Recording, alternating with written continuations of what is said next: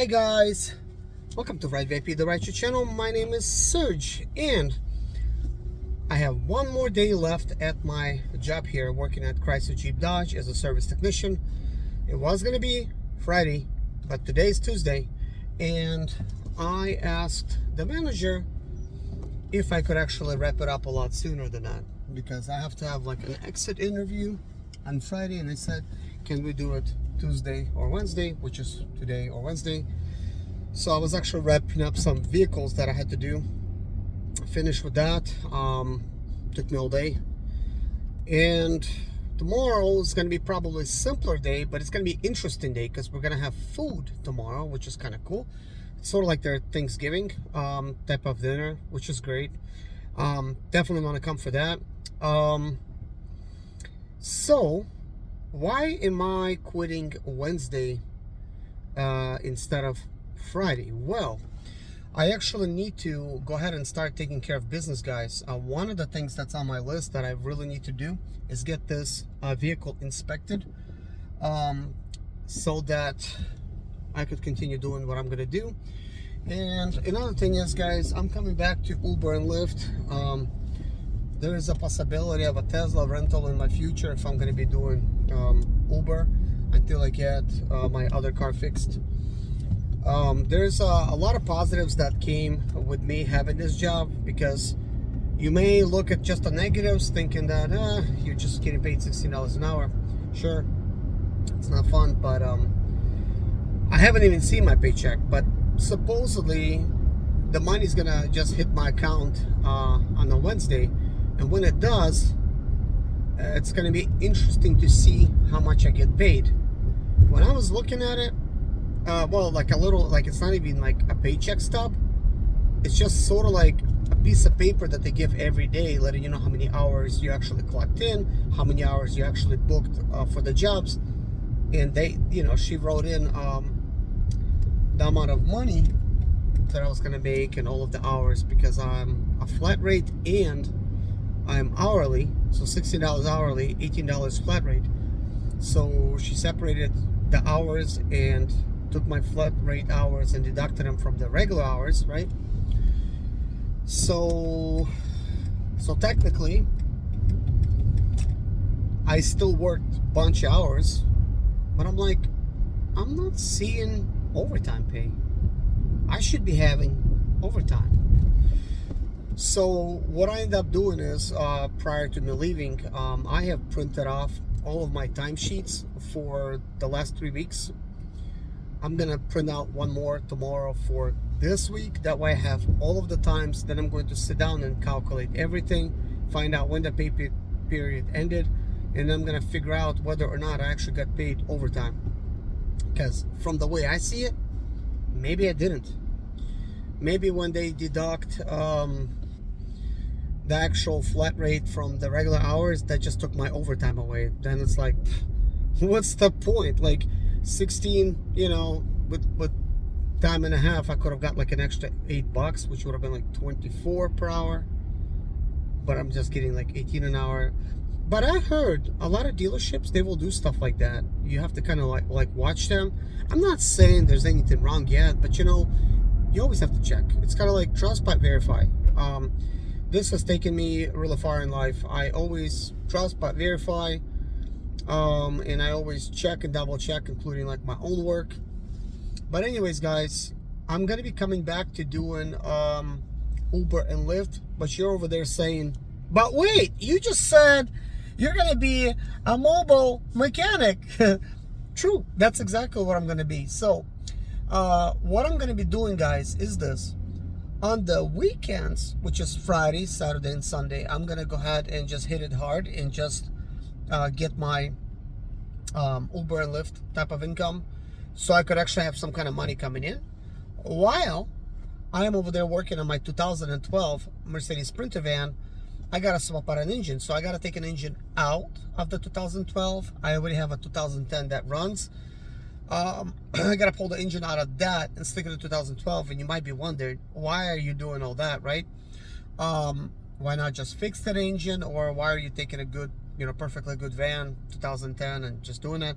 Well, that 2000 van I actually previously serviced for a customer. He spent a bunch of money on it. I did lots of work to it a while back, and then a semi truck hit him in the back. So it's kind of like all bent in the back. It was gonna be like my project vehicle, something that I plan to do, and it's going to be getting like a lot of different stuff. I'm actually going to be swapping out an engine for a different one that I have, and it's the bodies are gonna change. Like there's gonna be like a lot of interesting stuff that's gonna come with it. But let's talk about my mobile mechanics business. How am I gonna fit this into my schedule, into my life, right? So like once I get the 2012 van fixed, and I'm gonna be working on it like from like Monday to Friday, and I hope it doesn't take me long to do.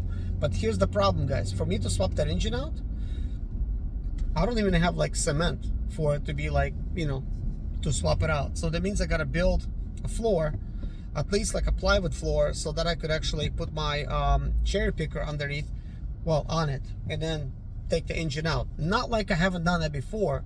On my main channel, you could actually see I've done just that. I was able to pull out the whole engine using some plywood and stuff.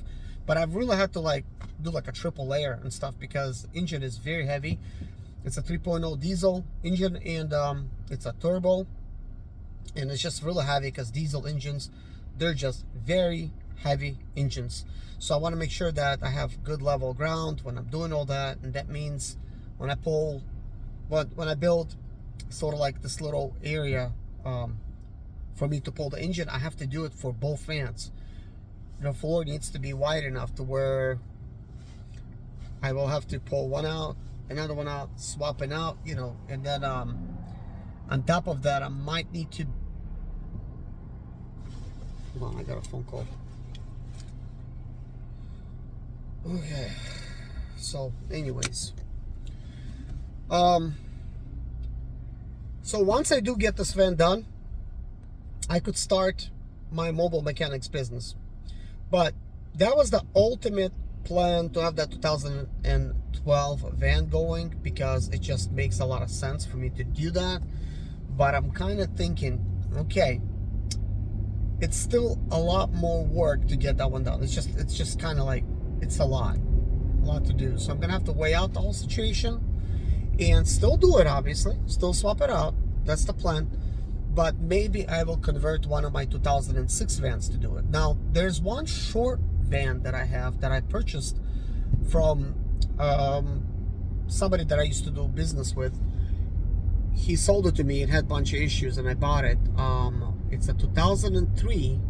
It is a short van, and actually all my vans are long, which is kind of cool to have long ones, long wheelbase and everything. And the 2012 is long, which is great for parts. But I don't know why, but like I always wanted to have like one short one. And this was a cabinet guy, he's a cabinet manufacturer, so he actually built like some nice shelves on it, inside of it, you know. And I'm thinking, well, there's an area for a compressor, because he probably used one probably for his guns. I could put my compressor inside. There's an area for like a generator. Like there's a lot of places for me to be able to put stuff. And I'm thinking, maybe I'll just use that for now. I mean, the van is kind of ugly, it does need a paint job, but I think I could just buy some like Rust-Oleum paint and just paint it like white, because technically it's a cargo van. It does not need to be like a special color or anything, you know, like nice pearl white or nothing, you know. A lot of these things, they come from factory just like a simple white. And I think if I paint it just white, and it is a white van, just freshen it up a little bit, it's already going to look very nice. And then I'll install like the Mercedes grill in the front, the Mercedes lights and everything, just make it look a little bit more cleaner. And maybe just use those shelves that I have in there already, and just put all the tools and stuff, just get that thing just up and running. I could do that. Also, I have a really good option. It's a 2006 van, which I like the most. It's got 2 sliding doors. That is like a special van. So if I use that one, there's no shelves inside. It's kind of like I get a fresh slate. I get to basically design it how I want to. Like I could take existing toolboxes that I have, without trying to spend all this extra money and then buy all of these additional toolboxes. Like instead, I could install a partition in it. I could install all of the things that I need and just use what I got. Because I got this golden plan thinking I'm going to spend $2,500 on a brand new toolbox. That's really not going to make me the money. Like I was going to put that, like, no, it's going to make me the money, excuse my language, but it's not, my income is not going to be dependent because of some toolbox. It's because of my work. And I realized that at work, when I'm doing like service technician job, at work, I have one main toolbox and then one toolbox that is basically kind of like with 4 big shelves and one skinny one up top that helps me to store like all of these specialty type of tools. That stuff that's kind of like in boxes and things, that's bulky. So the box that I'm using, the main one, I think it's like 56 inches. No, like 60 inches. Could even be like 62 inches. I actually put my service card next to it and it's 30 inches. I put it and it was like right in the middle. So it could be 60 inches, could be 62. You know how they mark it. Like it might be like 61 and a half. They'll say 62. I'm talking about 62 long like this. And it's very tall. So I'm thinking I have like 2 toolboxes that size from Harbor Tools. Like one of them is like US General, and another one is like, what is that, like Yukon or whatever. Like I don't know why, but that name has faded away. But it's something, some kind of toolbox name like that. It's got a wooden top, which is nice because I'm thinking, okay, I could set both of them up. Like one of them I could set it up kind of like in area, like wooden top, that I could even use, like, let's just say, for, you know, put a computer on there and stuff. Like that would be just fine. And another one, like the metal one, I could use it kind of like my workbench, and you know, maybe some oil spins on or whatever. Like that's going to be like an actual toolbox that holds my tools, and then have some mechanics carts inside that I could use. Like I'll probably just add like one mechanics tool cart and then couple service carts, maybe like even one. I could even set up like 2 vans technically if I wanted to for like mobile mechanic, because now I have like double the amount of tools. And if I buy that great big toolbox that was kind of like a dream toolbox, then it's just going to make it that much better. I'm also contemplating, there's a $1,500 box by US General. It's like a blue one. It's got like a lower one and an upper type of cabinet. Maybe I'll set up my 2006 van like that if I use that. Now that's painted silver. It used to be white. Now if I'm going to do that one again, it's got a Rust-Oleum on it, but I don't like how that silver is on there. I may change it up. I may paint it black, and it might be flat black. Might do that. Might even do like a Line-X type of paint job. I actually bought some stuff like that, like just to make it kind of like heavy duty. My boxes are black. I don't know. Like I actually had it that color. One van I had like that. Well, maybe it was this one. No, well, I painted like one van like stealth black, like it looked cool, you know. And then I decided to actually sand it down and paint it like normal. But this one was just, I think, painted black, but it was like not like Line-X. Like only one of them was like Line-X in the past. But I did like a rattle can Line-X type of stuff, which is technically like not even Line-X, but it's kind of like bed liner spray. It worked, but you know how it is. You know, it's rattle can stuff. It's not that good. I bought like 2 big gallons of stuff. It looks like it's the roll-on type, so I don't know how good that's gonna be. Maybe I could dilute it with something, maybe like mineral spirits or something, and maybe like do like a small sample and see if I could actually spray that stuff. If I could spray it, would be nice. Of course, I would use probably like not a really expensive gun for that, just because that stuff is very sticky. But yeah, like I'm kind of thinking, look, that's an option. That van is running, and actually right now it's got some kind of power steering fluid leak. So it's kind of like, okay, time for me to fix that. Also, I got to fix my latch. It, you know, it doesn't, like, it's broken. It's just a wire sticking out. Because, you know, stuff breaks. I just think this would be like a really good van for mechanics work. Just because I don't know. It's like I like these older classic vans too. If you paint them nice and get them set up nice, they're really great vans. And on top of that, it's a 2.7 liter diesel. 2.7 liter diesel. It's economical. It's when it's like not like really economical, it's like about 24 miles per gallon. But I've seen as much as 28, 29 miles per gallon. So if I service it some and, you know, figure out like where's, you know, like maybe where some of the losses are, I could make it even more economical. But there's only so much you could do. Really, to make an economical one, I'll need to upgrade all the injectors, which could be kind of costly, but could pay for itself as well. You know, guys, one of the benefits of being a mobile mechanic, and this is something I'm going to answer kind of like what I had like in a comment section. Somebody said that taxes are like just really expensive for self-employed. While that's true, okay, here's what I say. You know how like we're doing like rideshare and we're allowed to write off mileage? Well, when you're a mobile mechanic, you're traveling to clients, keep track of all your mileage, all of the traveling expenses. So whatever you drive, you get to write off those mileage, which takes care of depreciation. But guess what? My 2006 van, it's old. Well, yeah, the insurance is going to be very cheap on it. So that's going to be like a top priority. I may just as well flip everything to that one for now.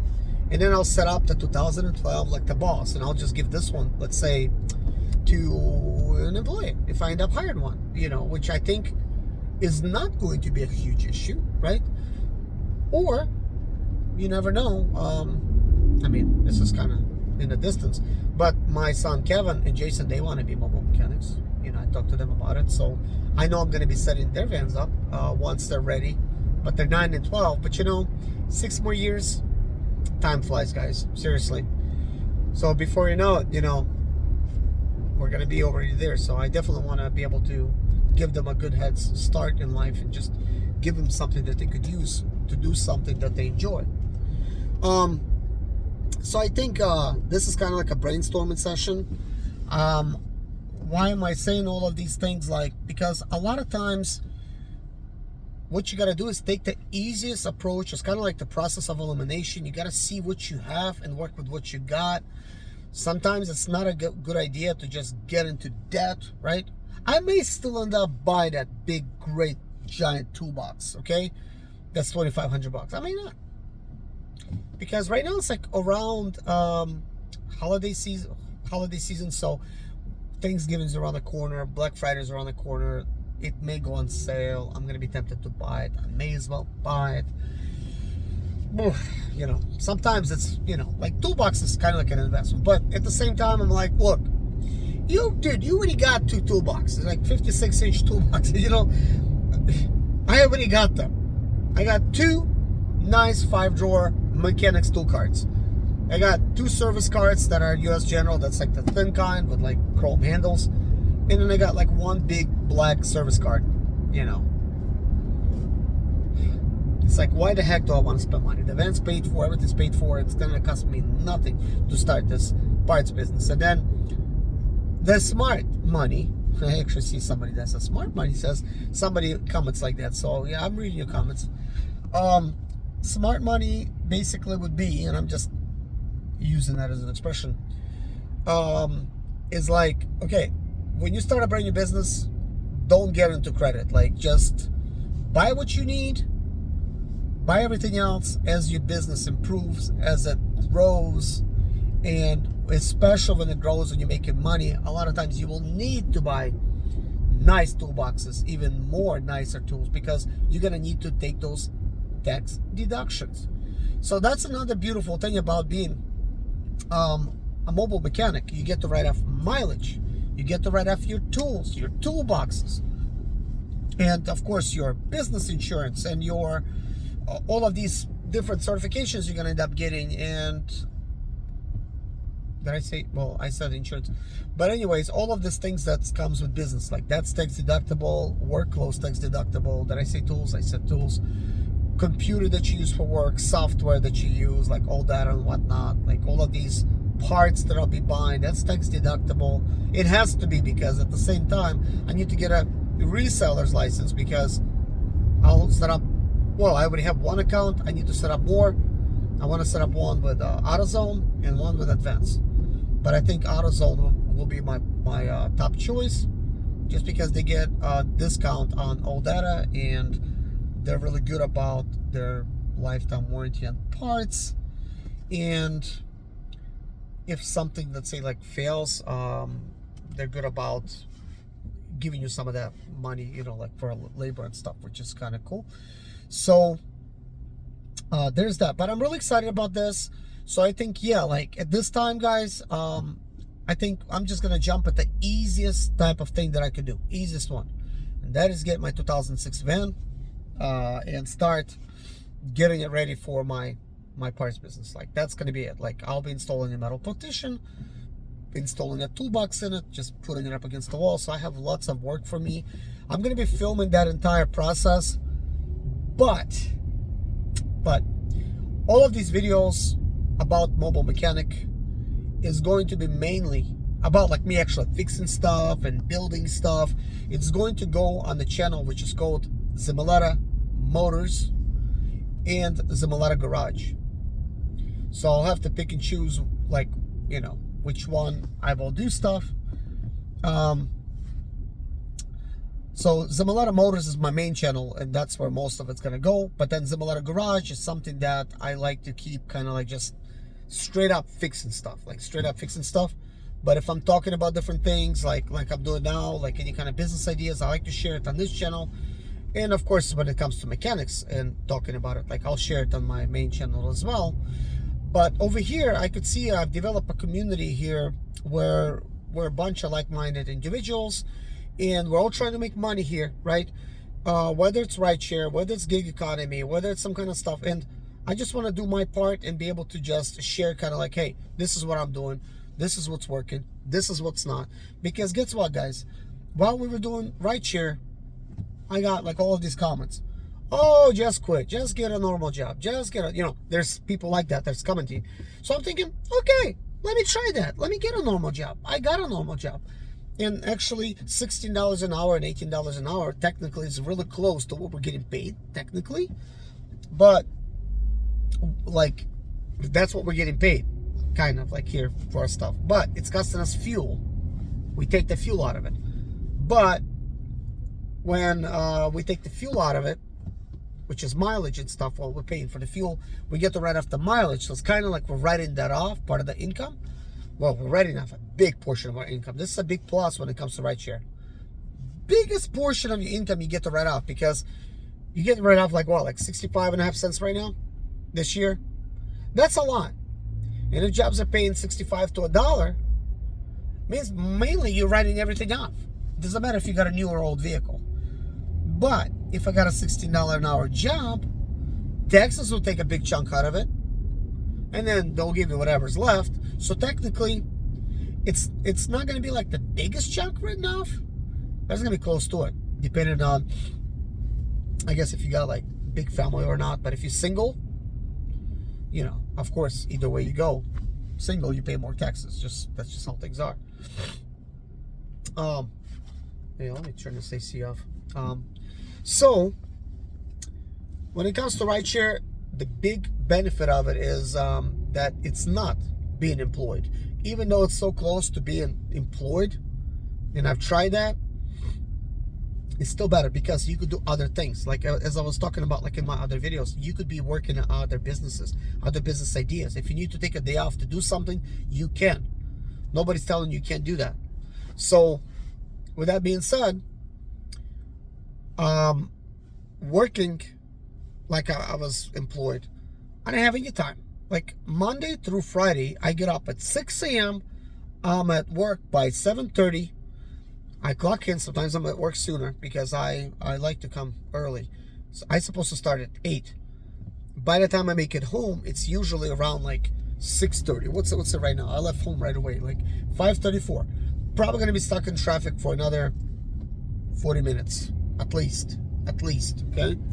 So I've noticed I am definitely putting in 12 hours, if not more, for a day job. But guess what? I'm only getting paid for 9 of it because I'm from 8 to 5, and that is if I don't take lunch. And I haven't been clocking out for lunch. They just let me work straight through. I just been working. I'll take like a 15-minute break, just eat something. I don't even take like regular breaks. Just keep work. Just nothing but work, guys. And I'm not getting enough sleep. Seriously. Yesterday I went to sleep like at 12 and I was still tossing and turning in bed. I could not even fall asleep. Maybe I have all the stress of not making enough money, because money will get me. You know, it's like one of those things. Money.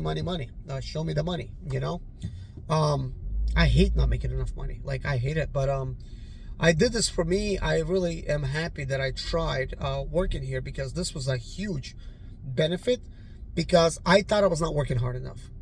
Turns out I was working hard enough.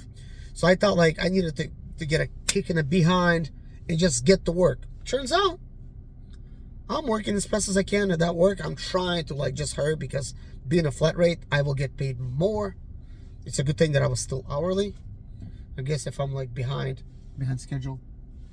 But I think I was working like a lot better. But it made me realize, I'm like, dang, like I'm fixing a lot of cars per day.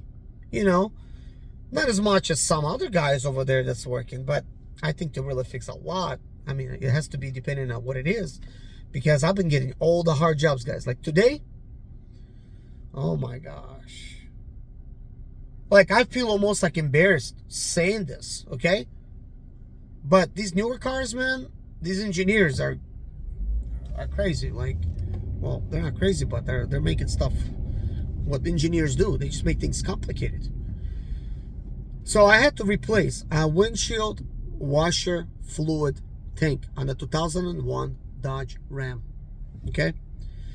Now, that's only 2 bolts, 2 electronical connectors, and of course a motor that controls it. You know how long it took me to remove it and install it? 3.9 hours, guys. I have removed over 50 bolts and screws. Bunch of tabs.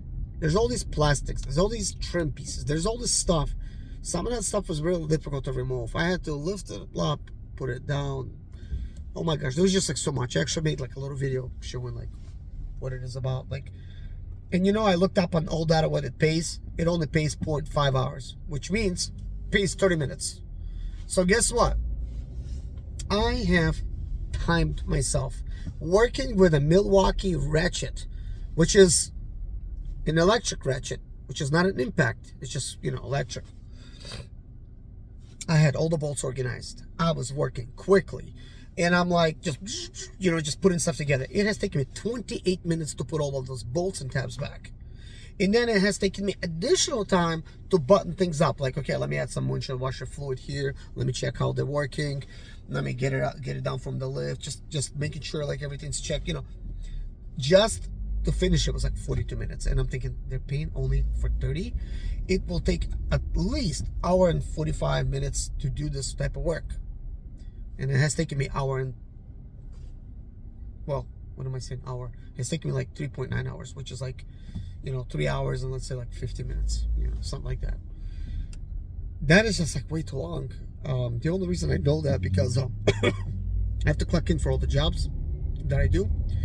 And on top of that, how I know this other part, how long it took me, I actually timed myself. I thought I could do that stuff in like 10 minutes in my head.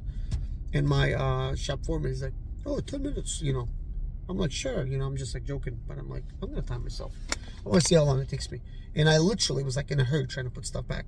Quality, but in a hurry. So I noticed they actually been giving me stuff that takes way too long to do. Like seriously, I've been working on all the hard stuff. Like stuff that just a time waster, while other guys are just working on those easy stuff, like easy brake jobs and like whatever, just easy stuff. And you would think they would give me all the easy stuff, right? Yeah, wrong. But anyways, I'm looking forward to being a mobile mechanic. Looking forward to getting back to driving for Lyft and Uber. It's going to be a really good change because I was busting my tail trying to work. Now I could just sit back, relax, and only worry about just being tired from sitting, you know. But I'm going to be making some more videos. Stay tuned. Let me know what you want to see on this channel. I mean, this channel mainly I do like a lot of talking on. just explaining stuff. And a lot of times I like to listen to this type of channels myself, like even if it's like mobile mechanic stuff. Like I really don't want to be seeing somebody wrenching in something, because I'm not trying to fix that. But for somebody to explain how is their business going, how much money they're making, how are they scheduling stuff, how are they like advertising, I just want to be able to see that stuff. And that's so far few in between. I looked it up. There's some videos out there, but they're just not that good in my opinion. Maybe I haven't found the right ones. So I'm thinking about going into this business and showing everything from start to finish, what I did, how much money I'm making. I'm going to share everything. I'm not going to hide none of it, because like at first I thought I was going to like not say how much money I'm making here, but I'm like, look, it's pointless. Let me tell people how much money I'm making. Let me tell how much I'm making after taxes. By the way, guys, I've been some kind of sick for the last 2 weeks. I've been still working. They seem not to care, because I told them I think I'm coming down with something. They're like, they didn't say not to show up. So keep coming in. On top of me working hard, I also feel like my body's aching and stuff from being sick, just tired and stuff, But I've been just drinking like lots of coffees and chai lattes and, getting stuff taken care of. And this is why I sound how I do, guys. But anyways, thank you so much for watching. Take care of yourself, and I'll see you guys in the next video. Bye-bye.